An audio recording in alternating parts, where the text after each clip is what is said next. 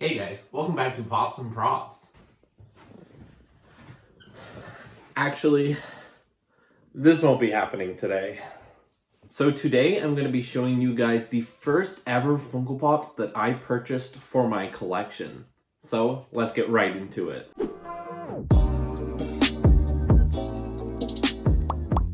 So I actually decided to grab the first 10 Funko Pops I purchased because I thought it would be fun to show you guys which ones I first bought and what actually got me into Funko Pop collecting. So we are going to start at number 10 and work our way all the way up to the very first Funko Pop I purchased. So starting off in the number 10 place, we have gotten the Walmart exclusive Black Panther. Now, I wouldn't necessarily say that there's a story to go along with this Funko Pop, but I actually do remember going to Walmart with my sister. We just browsed around for a little bit and I thought I would check out the Funko Pop section, and I came across this bad boy right here. This is actually really neat because I was watching Black Panther the other day and I really wish I had more Black Panther Funko Pops for my collection. There's a really amazing set of Funko Pops on the back right here, and I wish I picked up more of them when they originally released, because I've got a feeling they're kind of hard to come by nowadays. But in regards to the actual Funko Pop, this Funko Pop looks absolutely sick. I like the design of all the line elements on the suit. It really does look like the costume from the movie,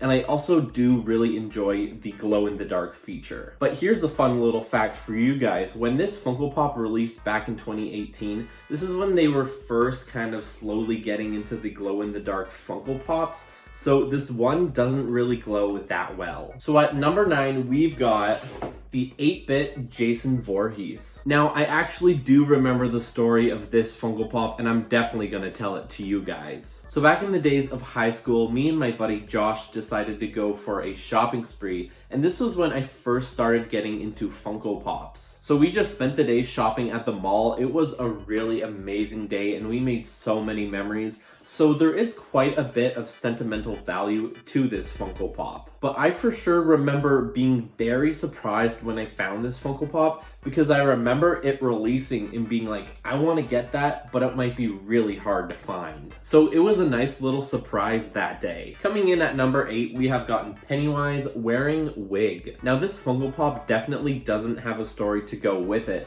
but I am a huge fan of It, the movie, and the book, so I had to grab this for my It collection. And I'm really glad I picked this up because I remember pre-ordering all of the kids from It, and I decided to cancel the pre-order for some reason, so we didn't get like half of the kids, and now I still don't have the full set. That was probably one of the biggest regrets as a collector. But anywho, this Funko Pop is really creepy. I really do love the yellow eyes peering through the wig. I don't know, it just kind of gives me the shivers. At number 7, we have gotten another Pennywise Funko Pop. This would be Pennywise with boat, with the blue eyes. And fun fact, when I say blue eyes, there's actually 2 different versions of this exact Funko Pop. There's one with yellow eyes and one with blue eyes. Now, I don't really know if it was a factory error. I don't really know what happened with it, but it's kind of cool. We got 2 slightly different versions of the same Funko Pop. Coming in at numbers 6, 5, and 4, we have gotten pretty much the whole Shining set. And there's not really a story to go along with these pops. I just remember finding them and being like, okay, I've got to have those for my collection. But here we go, guys. If you want to see them closer, there we've got the 3 of them. We've got Jack Torrance, Wendy Torrance, and Danny Torrance. And easily my favorite out of the 3